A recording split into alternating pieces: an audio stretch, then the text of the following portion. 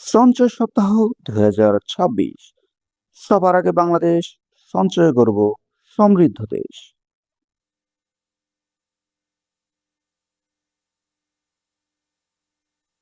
প্রচারণা কার্যক্রম হিসেবে আমরা জেলা সঞ্চয় অফিস রাজবাড়ীর পক্ষ থেকে পোস্টারিং করেছি রাজবাড়ী জেলার বিভিন্ন স্থানে।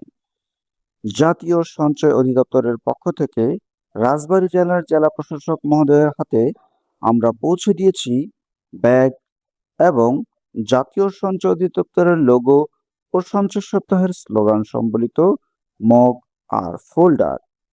জাতীয় সঞ্চয় অধিদপ্তরের লোগো এবং সঞ্চয় সপ্তাহের স্লোগান সম্বলিত সুভিনিয়র আইটেম মগ আমরা বিভিন্ন পেশাজীবীদের মধ্যে বিতরণ করেছি।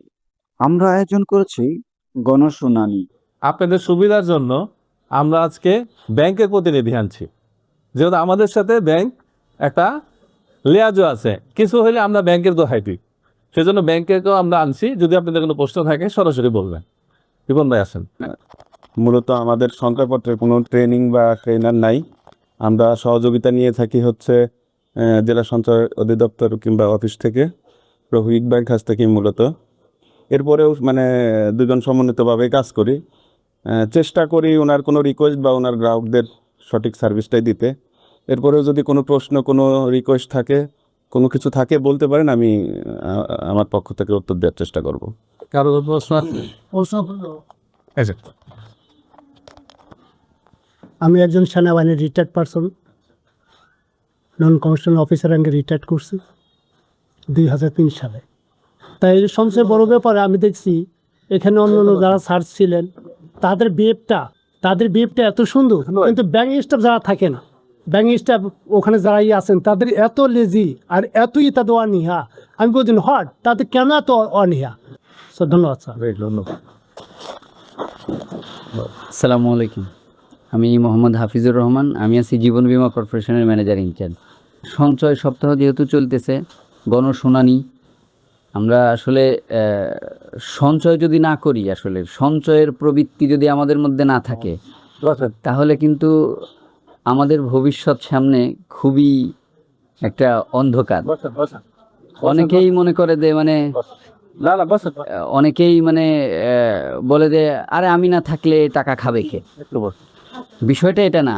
আমরা কষ্ট করি কাদের জন্য? আমাদের সন্তানদের জন্য, তাই না? আমরা পরিশ্রম করি। আমি যদি মনে করি যে আমারটা আমি খেয়ে চলে যাব, এরকম যদি মনে করি, তাহলে তো আমাদের এত পরিশ্রম করতে হয় না। তো যাই হোক, সঞ্চয় সপ্তাহ মানে হলো আমাদেরকে সঞ্চয়মুখী করা। একটা জায়গায় আপনি কখনো সঞ্চয় করবেন না, আপনাকে অবশ্যই ছড়িয়ে ছিটিয়ে রাখতে হবে। কারণ হলো এই যে দেখেন, অনেকে এই যে ন্যাশনাল ব্যাংক বলেন, আমরা বলতেছি না যে এই পর্যায়ে কিসের কারণে কি হয়েছে, ওটা আমাদের দেখার বিষয় না। যদি একজন লোক যদি ওই ন্যাশনাল ব্যাংকেই সব কিছু গচ্ছিত রাখছে যারা, তাদের কত বড় একটা সমস্যা হয়ে গেছে। যদি ওখানে 5 লাখ বা আর একটা ব্যাংকে 2 লাখ, সঞ্চয়পত্রে 10 লাখ, জীবন বীমা কর্পোরেশনে 2 লাখ, যদি এরকম কিছু থাকতো, তাহলে তার এই পরিস্থিতি হতো না। তা আমি বলবো যে আমাদের এখানে রফিক ভাই আছে, আবুল কালাম আজাদ ভাই আছে, এরা তো অমায়িক। আপনাদের সঙ্গে কোনো, আমার মনে হয় না যে এই বিষয় নিয়ে কোনো রকমই থাকে। তারপরেও এখানে যারাই থাকুক না কেন, আমাদের মধ্যে যদি আমরাও যদি আপনাদের সঙ্গে খারাপ বিহেভ করে ফেলি, আসলে মানুষ তো এরকম হতেই পারে। হয়তো আমি কোনো কারণে থাকতে পারি, আপসেট থাকতে পারি, সেই কারণে হয়তো আপনার সাথে, কিন্তু এটা করার কথা না। সরকারি চাকরিজীবীদের এটা কখনোই এটার ইসে থাকবে না। তারপরেও যদি হয়ে যায়, তাহলে আপনারা অবশ্যই এটা অ্যাড্রেস করবেন। তাহলে দেখা যাবে যে এই বিষয়গুলো সহজেই সলভ হয়ে যাবে। তাহলে আপনার হ্যাঁ, পরে সংশোধন হবে, যাতে আপনার মাঝেও কোনো কষ্ট না থাকলেও, আমাদের মাঝেও কোনো না থাকলেও। কারণ আমরা সবাই এই বাংলাদেশের এই এই জনগোষ্ঠী, আমরা সবাই বাঙালি। আমাদের চিন্তা থাকবে যে সবাই আমরা ভালো থাকবো, একা না, সবাই আমরা ভালো থাকবো, তাহলেই ভালো থাকা যাবে। একা কখনোই ভালো থাকা যায় না। জাতীয় সঞ্চয় সপ্তাহ সফল হোক, এটা আমরা সবাই কামনা করি। এই বলে আমি আমার বক্তব্য শেষ করছি। আসসালামু আলাইকুম। ধন্যবাদ। হ্যাঁ, এটা হচ্ছে আমাদের একটু সীমাবদ্ধতা আছে। উনি যেটা বললো, আসলে হয়তো বা উনি সীমাবদ্ধতা অনেক, অনেক উনি অবশ্যই এটার ফেস করছে বিদায় বলছে। অগ্রণী ব্যাংকের সীমাবদ্ধতা কি, আমাদের রাজবাড়ী শাখার উপরে টোটাল গোপালগঞ্জ টোটাল ডিস্ট্রিক্টটা প্রায় ওইখানে 19টা শাখা এবং আমাদের রাজবাড়ির 5টা শাখা, টোটাল 25টা সঞ্চয়পত্র অধিদপ্তর সহ আমরা সহ প্রায় 27টা প্রতিষ্ঠানের সঞ্চয়পত্র ইস্যু করা হয় আমাদের একটা ডেস্কে। সাথে মনে করেন এই যে নেটওয়ার্কিং ঝামেলা, ওই ম্যান পাওয়ারের অসীমাবদ্ধতা, সব কিছুর জন্য আমাদের অল টাইম প্রায় দেখা যায় 1-150 পেন্ডিং থাকেই। মানে আমরা যদি হার্ডলি ট্রাই করি, চেষ্টা করি আপনারটা সহ 30 থেকে 35টার উপরে সঞ্চয়পত্র কোনোভাবেই 2 জন লোকের পক্ষে করা সম্ভব হয় না। কিন্তু আমাদের প্রতিদিনই অ্যাপ্লিকেশন থাকে অলমোস্ট 50-60-70টারও অ্যাপ্লিকেশন থাকে। আমরা বিভিন্ন ডেস্ক থেকে সপ্তাহে 1-2 দিন সাপোর্ট নিয়ে করতে হয়, তারপরেও এখন পর্যন্ত মনে হয় অনলাইনেই আছে 200টা। মানে টোটাল গোপালগঞ্জ ডিস্ট্রিক্টটা আমরা হেড অফিস। মানে এটা কী কারণে হয়েছে আমি জানি না, মানে হওয়ার কথা উল্টা, ফরিদপুর হেড অফিস, আমরা সাব অফিস হওয়ার কথা, কিন্তু এই টোটাল ডিস্ট্রিক্টগুলা রাজবাড়ী শাখা হেড অফিস, যার কারণে মানে পাবলিক এখানে যতটুকু দিচ্ছে 20টা, কিন্তু অনলাইনে চলে আসতেছে দেখা গেল 100টা দিনে। তখন ওইটাই প্যারালাল ভাবে করতে গেলে দেখা গেলো এনাদের মানে শাখাটা 5 দিন পরে কিংবা 7 দিন পরে হচ্ছে, নাহলে আবার এই শাখাটা যদি কন্টিনিউ করি অন্য শাখাটা প্যারালি মনে করেন 15 দিন পরে গিয়ে পড়বে। এটা হলো আমাদের মূল সীমাবদ্ধতা। তবে আমাদের লোক এই মাসেই আসবে, ইনশাল্লাহ এটা সলভ হয়ে যাবে, যেন মানে কন্টিনিউ পেতে থাকেন। বলেন জোরে কিছু বলেন। না বলার কিছু নাই, আমি হঠাৎ করে এসে এটা প্রাপ্তি খুব ভালো লাগলো, দেখলাম শুনলাম। আমি কোন প্রশ্ন সঞ্চয় না আগে থেকে অভিযোগ? যুক্ত আছি, আবার নতুন করে একটু যুক্ত হইতে চাই, দেখে আমি আসছি। তাহলে খুব বেশি সময় না নেই না গরমের ভিতরে। আচ্ছা আমি একটু বলে যাই, ব্যাংকের যে সমস্যার কথা বলছি সেটা সঞ্চয়পত্রের সাথে রিলেটেড না।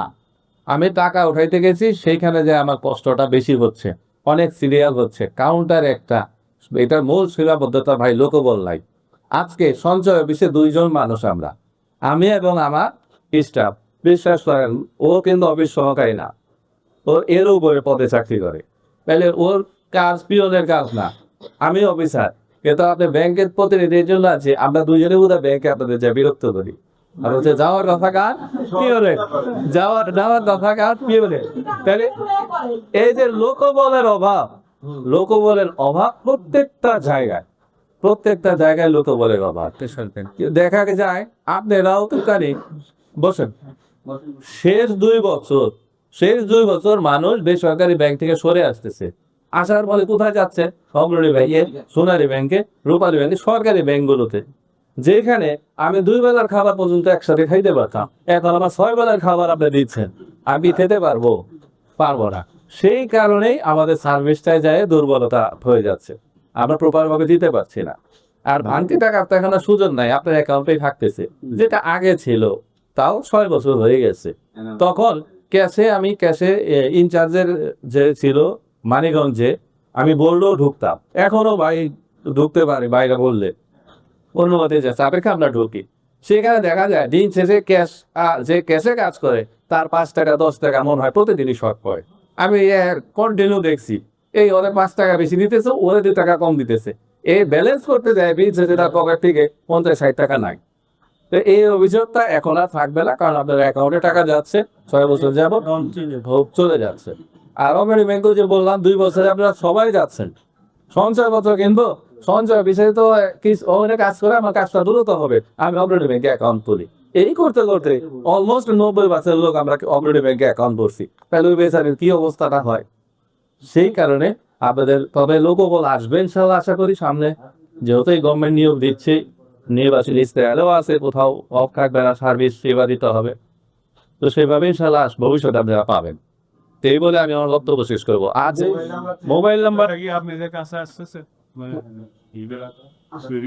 এটা এখনো আসে নাই। Mobile number change, death case যেটা নমিনিকে দেওয়া, এই বিষয়গুলো এখনো আমাদের জেলাতে দিবে এরকম কোনো কথা হয় নাই।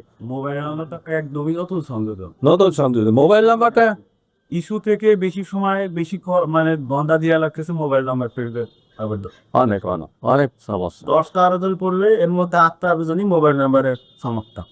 প্রতিদিন 30টার উপরে আমার শুধু মোবাইল নাম্বার পরিবর্তনের চিঠি থাকে, 30টার উপরে।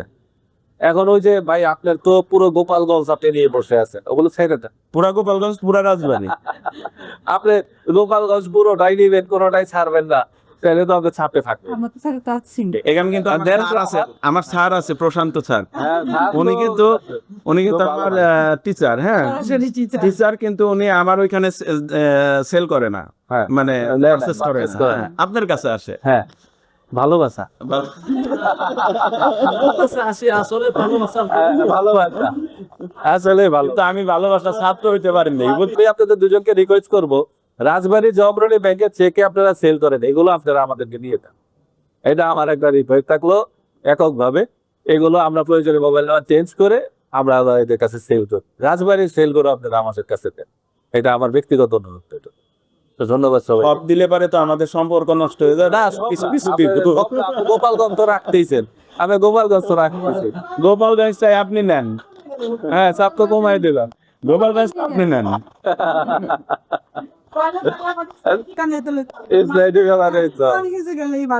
গোপালগঞ্জের 19টা শাখা, 19টা শাখার সঞ্চয়পত্র প্রতিদিন 2টা করে আবেদন করলে 38টা। ভাই আপনার দুজনের মাধ্যমে সঞ্চয় সপ্তাহের কার্যক্রম হিসেবে সঞ্চয় উদ্বুদ্ধ করতে ব্যাপক প্রচারণার লক্ষ্যে আমরা বাণিজ্যিক প্রতিষ্ঠান লিফলেট বিতরণ করেছি ও চেষ্টা করেছি সঞ্চয় উদ্বুদ্ধ করতে।